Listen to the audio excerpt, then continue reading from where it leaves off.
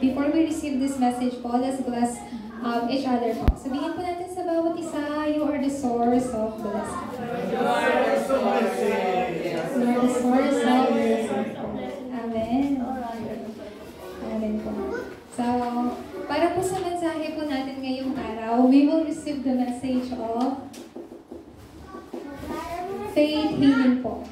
So, from the word that we read in Philippians chapter 4, verse 6 hanggang 7 po. So, katulad po ng sinabi po sa binasa po natin from the scripture reading, sinabi po dito, and the peace of God which transcends all understanding will guard your hearts and your minds in Christ Jesus po. So, ipinangako po sa atin ng Diyos, through Christ Jesus, God is guarding your hearts and minds po. But there were times, there's time to time po, si Satanas ninanakaw niya yung ating pag-iisip at yung ating puso. We have this very tremendous identity bilang isa pong mga anak ng Diyos. And no one can take away from that po. Because it is the covenant of God. Yung identity po natin, we became children of God, we are the people of the covenant po. No one can take away that identity from you po. And even God cannot change that identity. So meaning to say po, you have the tremendous existence and identity that God has given to you. Therefore, just like in verse 7 po, God has promised to you that in Christ Jesus, He is guarding your hearts and minds. But there were times that we lost our minds, that Satan is trying to take away yung minds and hearts po natin para hindi po makapag-focus po sa loob ng salita po ng Diyos. Kaya nga po, from today po, ano po yung dapat po nating malaman? What kind of healing do we have po or dapat na magkaroon po tayo sa ating pananampalataya? Pinakauna po sa lahat, there is something you have to know po. Pinaka-importante na dapat po ninyong malaman. God is the God of Creator. There's no doubt about that po. Walang pag-aanilangan, ang Diyos, ang tagapaglikhang Diyos, and God is the Almighty po. Amen. So, when God created this world po, among His creations, God made me in His own image po. Nilikha ako ng Diyos ayon sa Kanyang imahe. Why?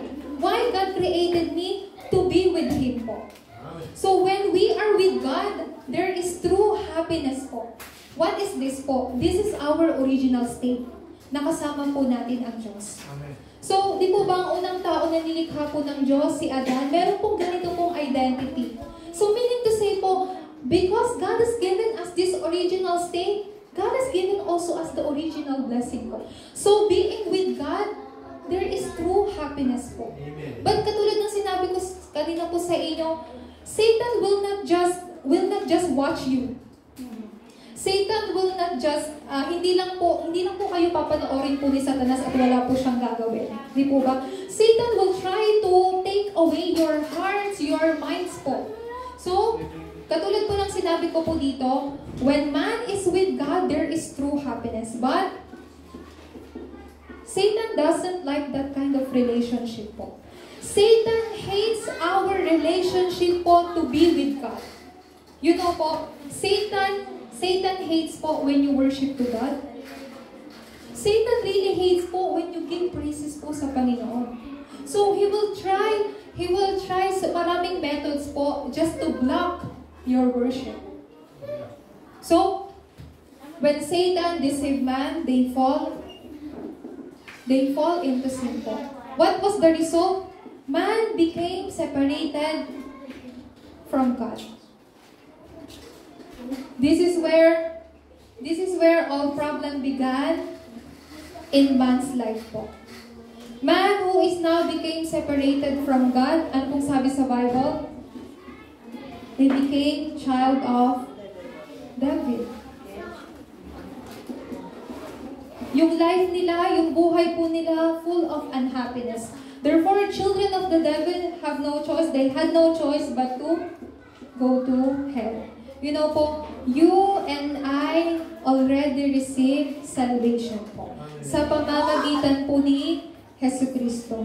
Because we cannot solve this problem, God gave us unconditional love. By dying on the cross, He finished everything po. But He did not remain He did not remain dead po. After 3 days, He resurrected from His death. Amen. Jesus Christ's resurrection means He completely overcome Satan's power po. So, ito pong si Kristo, bago po siya mamatay sa krus, ang sinabi niya, everything is finished, lahat tapos na. He came here as a true king, He destroyed Satan's power. He came here as a true king, He forgives our sins po, our original sin. He came here as a true prophet, He opened the way for us to meet God again. And now, sino po itong Savior na ipinadala po ng Diyos?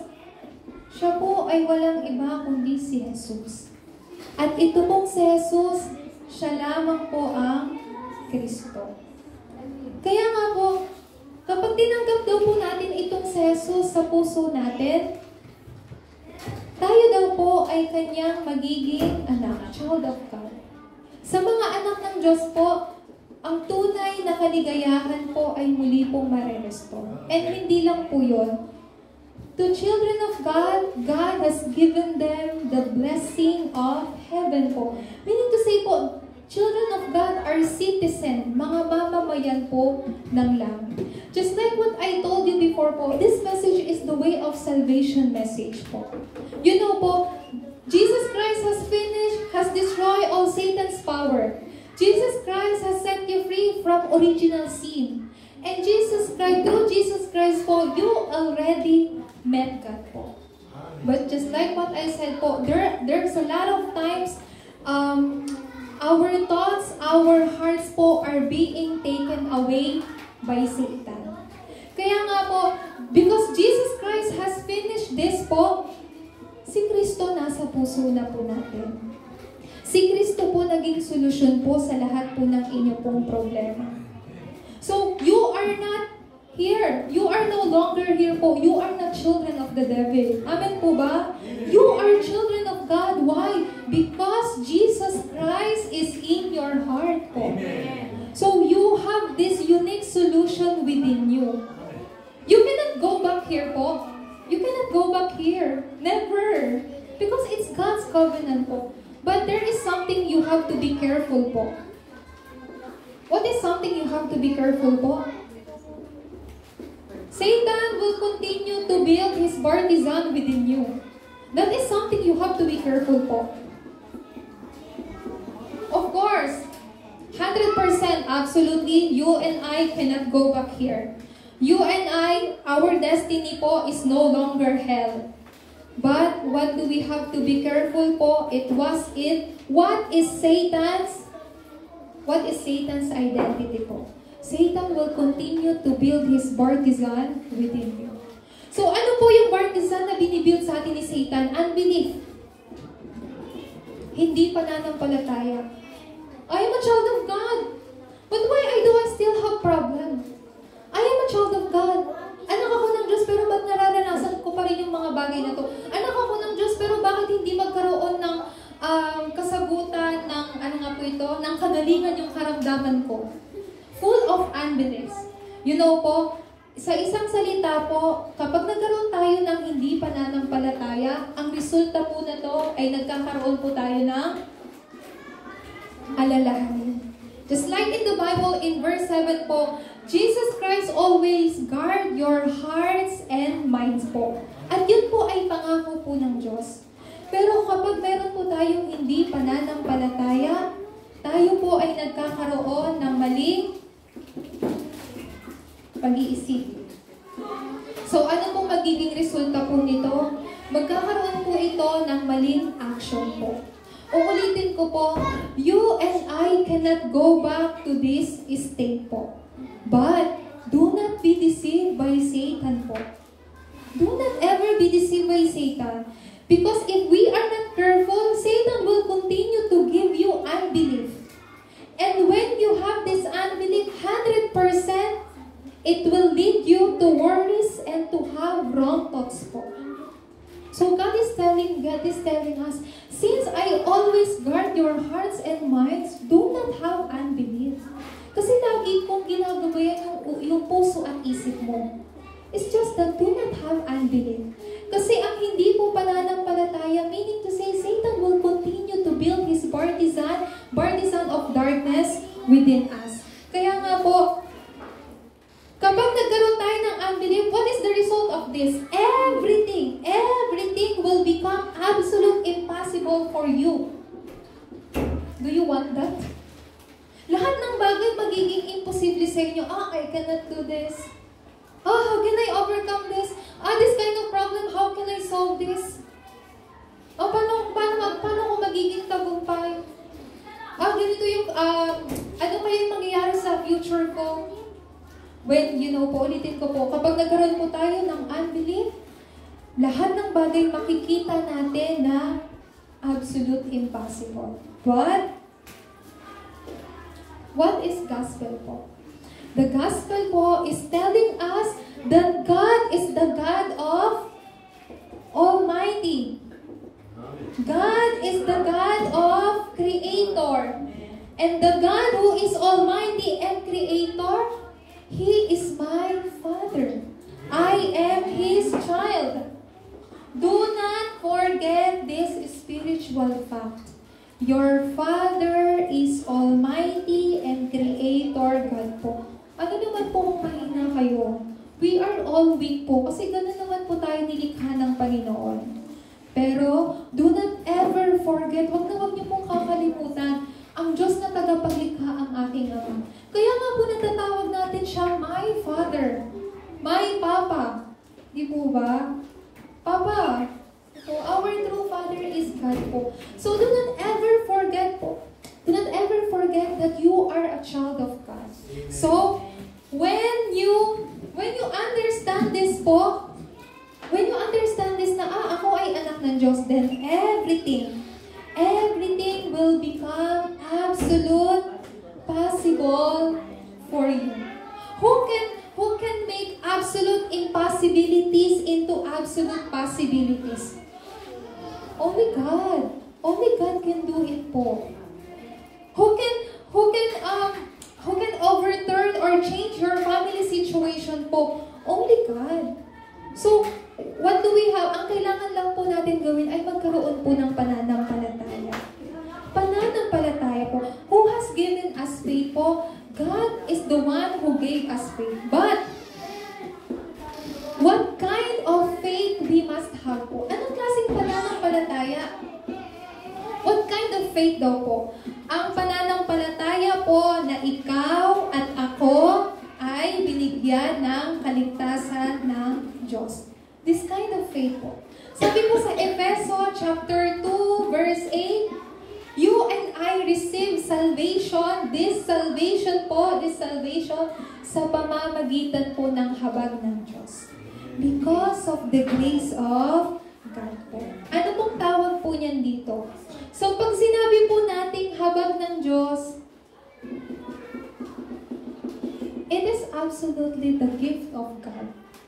Tayo po ay tumanggap ng kaligtasan kasi daw po regalo po sa atin ng Panginoon. So, ano po ito? Ito po ay sikreto ng gospel. Hindi po lahat nakakaalam ng sikreto kasi nga sikreto po eh. Di po ba? May mga sikreto po. Pag sinabing sikreto po, hindi nyo pwedeng ipagsabi sa iba. Kasi nga sikreto eh. Di po ba? So, ano pong ibig sabihin? Ano pong ibig sabihin po niyan? The secret of this gospel po ay tanging sa Jesus lamang ang Kristo. And by believing that Jesus is the Christ po, you can be saved po. Just look up there po. By believing that Jesus is the Christ, you and I has become child of God po. This kind of secret po, not everyone can know it po. So, ito pong mensahe po na to, just by looking at this, ito pala yung message ng The Way of Salvation, gusto ko rin itong i-share sa kaibigan ko. So, ano pa po? Dahil ito po ay sikreto po ng gospel, this is the kind of faith that we must have. The salvation that I receive is because of the grace of God. And this is the gift of God. Ito yung sikreto na ibinigay sa akin ng Diyos po. Kaya nga po, it comes from by believing that Jesus is the Christ po. So, pangalawa po, pangalawang pananampalataya na kailangan nating magkaroon. So, just by understanding na, hindi dapat ako magkaroon ng hindi pananampalataya. Kasi kapag ako ay magkaroon ng hindi pananampalataya, lahat ng bagay magiging imposible sa akin. And when you understand that po, marirealize ninyo, yung salita ng Diyos ay buhay. Sabi po sa Hebreo chapter 4, verse 12, this word of God, ang salita daw po ng Diyos ay buhay at mabisa. Ano pong pag sinabing mabisa? Ibig sabihin po nito, aktibo po ito sa buhay po ninyo. And because this word is living and active, it works powerfully po sa buhay po ninyo. Kapag kumikilos po ang salita po na to, hindi lang po may kapangyarihan, pero nagkakaroon ito ng katuparan sa buhay po ninyo. This kind of faith po, whenever I listen to this word of God, I have to realize that this word is living and active. And it's been fulfilling, nagkakaroon ng katuparan sa buhay ko. You know po, do not just receive this word as it is. Do not just receive the word of God as it is po. Pero you have to receive the word po by looking that this word ay magkakaroon ng katuparan sa buhay po ninyo. So it seems like we are meeting po Wednesday and Sundays po.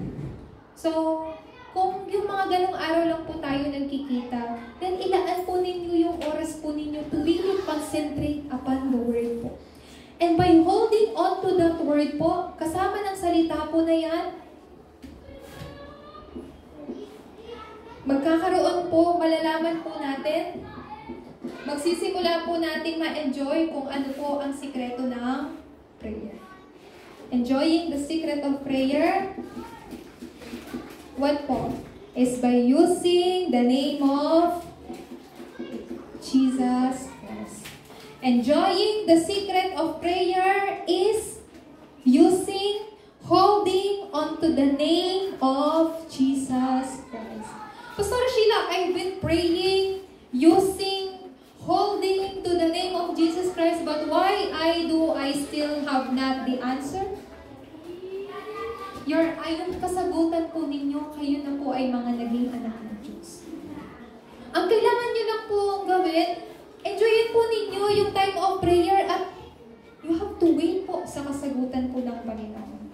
Kaya ano pong sinabi po dito sa John 14:14? Kapag daw po ginamit natin ang pangalan po ni Jesucristo, kapag tayo daw po ay manalangin, siya daw po ang kikilos. He is the one who will work po directly po sa buhay po ninyo. So what kind of name we have to use po? The name of Jesus Christ po. Why? Because there is sure answer that God has promised to you po na ibibigay niya sa inyo. Kapag tayo po ay namanalangin sa tanging pangalan po ni Jesucristo, God has promised you that you will surely receive an answer. Therefore, pray in the name of Jesus po. Parang kahapon lang po, naikwento po sa atin ng Lisamonin po, nung nanonood daw po siya ng message. Sinabi niya po na, kapag ang atin po kasing tawag po nito, ang ating pong utak ay nagre-react po sa mga salita na lumalabas po sa ating bibig. So meaning to say po, if you say everyday negative words, hindi ko to kaya, unbelief words, yung utak daw po natin, naririnig po yun. At mag-a-agree yung utak natin, oh yes, you cannot do it. Oh yes, you cannot pass sa mga ganyan. You cannot pass sa exam mo. Ganon. Kasi, so meaning to say, when you keep on saying unbelief, yung brain po ninyo, ang trabaho lang yan ay mag-agree sa sinasabi mo. Like for example, I cannot raise my children. Ano sasabihin ng brain nyo? Yes, you cannot raise your children. Then, you cannot do it. Pero, what's your secret po? Your secret is prayer. By confessing that my Father. God, ang Diyos na aking Ama, siya ang Creator, siya ang Almighty. By confessing that faith po, that Jesus is the Christ, ibig sabihin po nito, nagkakaroon po kayo ng unti-unting pananampalataya. Mas lalo pong lumalago yung pananampalataya po ninyo. So, when this answer come upon you, of course, dahil may answer ka na, you will be naturally stand bilang isang mga witness. Kasi may answer ka na po eh. Ano po ba yung equivalent ng answer? You have the evidence po. Kung wala kayong evidence, you cannot be a witness. Di po ba kahit sa mga nga po yan, what do you call that? Sa mga courtroom, yung ganyan po. Yes po. So, hindi matatawag ang isang tao na witness kung wala siyang evidence. So, hayaan niyo po sila. Just concentrate sa message po natin. So, ibig sabihin po nito, yung answer po na to is equivalent po ng inyo pong ebidensya. So, ibig sabihin po nito, naturally, you will stand as Christ witnesses po. Bilang isa daw pong mga watchmen. Yung watchman po, siya po yung tumitingin po ng kanyang mga tauhan. So, bilang kayo po ay tinawag ng Diyos na mga watchmen, you already have the light of Jesus Christ po. So, ang ating pong mission po ay yung ibang tao din po sa paligid po natin ay maliwanagan po natin ng liwanag po ni Kristo. Mapagnintingan po natin ng liwanag po ni Jesu Kristo. Kaya we must have this po. Lagi niyo pong tandaan, you will surely receive the answer kapag ginamit po ninyo ang pangalan po. And when you hold on to the name of Jesus Christ po. This is our only method po. There's no other method for us. Always remember po, there's no other method for us but by only holding and enjoying using the name of Jesus Christ po. The name of Jesus Christ. Pangalawa, then, sinabi ko po, this is the kind of faith we must have. The salvation that I receive is the gift of God. The word that I am receiving is the living word. It works powerfully and it's been patuloy na nagkakaroon ng katuparan sa buhay ko. And I also have this kind of secret ng prayer. Whenever I hold and use the name of Jesus, I will surely receive the answer. This kind of faith we must have po. Then, pangalawa po, makikita po natin what is the word of this faith po. Kapag kumilos po ang pananampalataya, ang lahat ng bagay po ay magbabago. It changes everything po. What kind of everything po? What kind of everything? Before, we are always praying for physical things. Lord, make me successful for my children. Lord, I am asking for food, clothing, and shelter. All this time, we've been praying for that po. But, Jesus Christ will change that into spiritual things po. Rather than praying for physical things, you will start to pray for spiritual things po. Just like for example po, sa Matthew chapter 6 verse 33, you will start to see how you will see yung salita po ng Diyos. Ano po bang sabi sa Matthew chapter 6 verse 33? Nakalagay po dyan na seek first the kingdom of God and other things will be added unto you. But in verse 32 po, before ng verse 33, sinabi po ng Panginoong Jesucristo na hindi ba yung alalahanin sa inumin, sa pagkain, sa susuotin, ay alalahanin ng mga hentil, ng mga non-believer? You know po, Panginoon, yung wala kami like for example po, you're worrying about the foods, clothes, and shelter po. Sabi po sa verse 32, sabi po ng Panginoong Jesucristo, like those kinds of worries, those worries, worries, ay alalahanin yun ng mga worry. Hindi dapat yun ang maging alalahan ninyo. Bagkus, sabi ng Diyos, first, seek my kingdom, and other things will be added unto you. Kanino pong pangako po ito? Kay Jesucristo. Kay Jesucristo po. So, the word of this faith po, it changes everything. Rather than physical things, you will start to pray for spiritual things. And you will start to see the word of God, hindi lang po as it is, pero mas makikita po ninyo kung ano po yung answer, yung plano po, yung nakatagong kalooban po ng Diyos sa loob ng salita po na yan. Sa madali pong salita, how you see problems will be different po. Amen po ba? Hindi nyo na makikita yung problema as problems. How, just remember this po, changes everything, meaning to say, how you see problem will be different. Di po ba tinuturo po sa atin? When problem comes, you will not see the problem as it is. But you will understand and you will start to see the problem na merong kasagutan, na merong pagpapala. When crisis comes, you will not see crisis as it is. Pero makikita nyo yung crisis as opportunity. Hindi po ba ganito yung mga 7 remnants po sa Bible? Katulad po ni, sino nga po yan? Katulad po ni Daniel po, na naging captive po ng Babylon. So, pangatlo po. You will not see conflicts at it is, pero makikita po ninyo, malalaman niyo po, by having the conflicts, it is time for renewal. It is time to change my thoughts. It is time to change the way I think. So this kind of, yung ganito pong pagtingin yung kailangan po ninyong magkaroon. Like, this kind of things, how you see problems, how you see crisis, how you see conflicts, will be different po. How? How po? Because this kind of faith, God has given to you po. God has given to you. Kaya nga po, pangalawa, sa oras po na yun,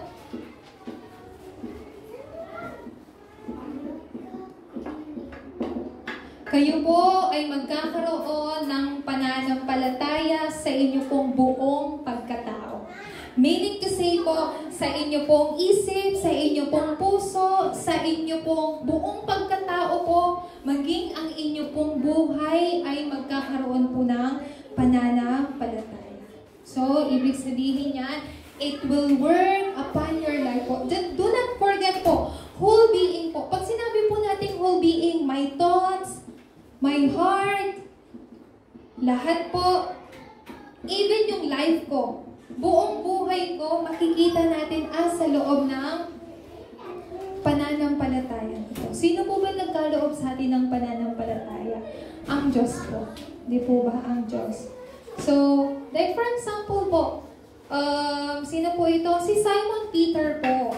How he was able to confess the Lord, you are the Christ, the Son of the living God. Because in verse 17 po, sabi po ni Jesus Christ sa kanya, Simon Peter, you are blessed, because this was not revealed to you by man, but by my Father in heaven. Paano niyo po nakakonfess na sa Jesus ang Kristo? How? Because it is the faith that God has given to you po. How you can know that Jesus is the only Christ? Kasi yan po ay pananampalataya na ibinigay po sa inyo ng Panginoon. Therefore, you will see by seeing the gospel as a true gospel, you can see, makikita po ninyo sa loob ng gospel na to ang lahat po ng kasagutan. Even you are in problems, even you are inside, even you are inside of the problems, even you are inside of not good situations po, you will realize po, you will understand po, even in the midst of that po, na yung gospel ay nagbibigay ng kasagutan. Why? Because this gospel is complete, this gospel is sufficient, and it is enough para po sa inyo. Ano po ang kasagutan na binigay po sa inyo ng Diyos? Yung mabuting balita po. In everything po. In everything, you will see that the true gospel is the answer of everything po. In everything. Why? Because this gospel is Jesus is the Christ. Ito po yung pananampalataya na binigay po sa inyo ng Panginoon. Therefore, sa ating pong pagtatapos, meron pong simbahan po, may modelo po tayo sa simbahan po ng Thessalonica Church po. They have this na tinatawag na color of faith po. So ito po mga Thessalonica Church po, isa po sila sa mga modelong church po na kailangan po nating sundan when it comes to faith po. When it comes to faith. So there are 3 colors of faith po na dapat magkaroon po tayo. Una,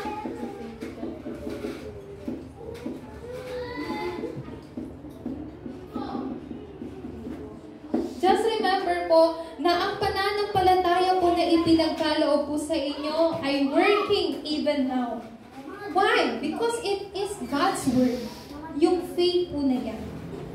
So, you have to believe po that God, you're the Father God, our Father God, siya po yung nagpaplano ng ating kaligtasan.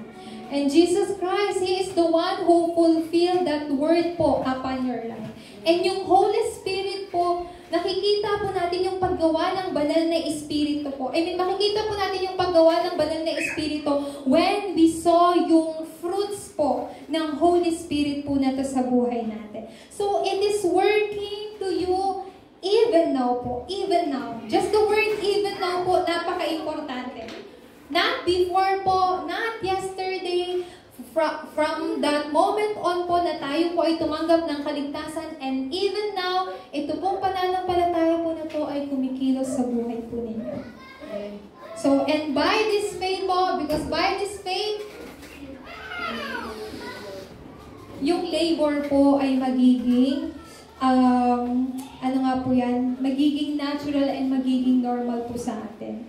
Bakit po natin nagagawa pong magbigay ng gawain po? Why? Because of this love po. What kind of love? Yung love po na nagmula po sa pananampalataya. Basahin po muna natin sa unang Thessalonica, chapter 1, verse 3. Sabi po dito, we remember before our God and Father your work produced by faith, your labor prompted by love, and your endurance inspired by hope in our Lord Jesus Christ. So, ano pong ibig sabihin niya? Because God is the one who gave you this faith po. So, yung love po na to, nagmula po sa pananampalataya at nagre-resulta po ito ng labor. Sa simpleng salita po, yung ating devotion po para po sa Diyos at sa simbahan. Para po sa bawat isa. Di po ba? Pangatlo po, ano po ba yung hope po? Binibigyan daw po tayo ng Diyos dahil tayo po ay merong pag-asa, kaya nagagawa daw po natin magtiis. What kind of hope? Hope in heaven po. God is the one who gave us the hope in heaven. Dahil meron po kayong ganitong pananampalataya, because God has given you this kind of faith, you can overcome everything po. God has given you the power to overcome everything po because of this faith. Ulitin ko po. Ang resulta po ng pananampalataya po na to ay pag-ibig. Dahil sa pag-ibig po na to, nagagawa po natin to give our labor, devotion po dito po sa loob ng simbahan. At para po sa Diyos. You know po, it's almost been 2 years since our church has been established po dito po sa EBSA. And it is not our work po, hindi po natin trabaho po yun, hindi po natin yung ginawa, kaya na-establish po yung EBSA Junior Church. Because it was the plan of God. Ginamit lang po tayo ng Panginoon to establish church dito po sa EBSA region po. But, kanino po ba itong simbahan? Whose church is this? This is God's church po. The head of this church is Christ. And each of us are body. Katawan po ni Kristo. Dahil tayo po ay katawan ni Kristo, we have to love each other also po. We have to love each other, to respect each other, but the most important thing po, we have to also take care po yung ating simbahan. Do not ever, hindi ko naman simbahan yan eh. Nandiyan naman si Pastore. Siya nang bahala dyan sa church. No po. So each of us are the body of Christ. Each of us, because we are the member of this EBSA Juyong Church, each of us has the responsibility para po sa ating simbahan. Amen po ba? Amen. So, what I am trying to say po, of course, God is responsible of everything po. God will be responsible of everything. Pero sa church po natin, tayo po mga church members po, dito po para sa simbahan po natin, maiayos po, ano po yung dapat na like for example, na simpleng maitulong po natin. That is our responsibility po, bilang isa pong mga church member. Huwag na po natin patagalin. Pangalawa po, so when we have this kind of color of faith, all we have to do is to have assurance. This is everything po. Assurance. Katiyakan. Ako ay anak ng Diyos. Assurance po na kapag kayo ay manalangin,